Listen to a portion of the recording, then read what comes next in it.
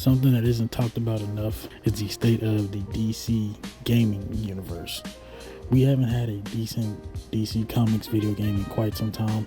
Now, I don't hate Suicide Squad as much as everyone else, and that last Batman game where you play as everyone but Batman, it had a lot of positives, but overall, the state of the gaming as far as DC's comics and their characters, it's just horrid.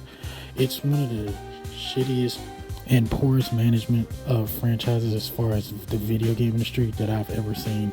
They had a Wonder Woman game which sounded very promising, and then boom, out of nowhere they canceled it, even though I hear it was moving forward. I also heard rumors that are not 100% true that a Batman Beyond game was being developed, but now I'm hearing that may not be completed as well. But if it is, that's probably the only hope they got. I also at one point was hearing about a Superman game that kept constantly getting either denied or canceled, or back to the drawing board. If that's the case, that's clearly a screw up. I don't know what they don't even know that.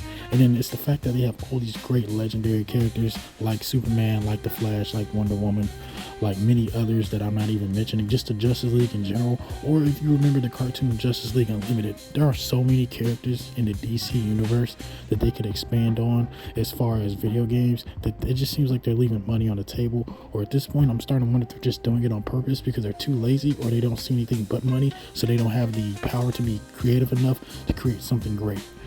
And even in the past, they've made plenty of DC games that honestly just sucked, or they left more to be desired. It's like they didn't care enough to put their heart and soul into it. And then I just didn't understand how they could screw it up, because there was a clear blueprint of what you needed in order to make these games great. I just hope they get their crap together, or ask James Gunn or something. There was a time where DC Comics was great and the future looked very promising, and I couldn't wait to see what was going to happen next.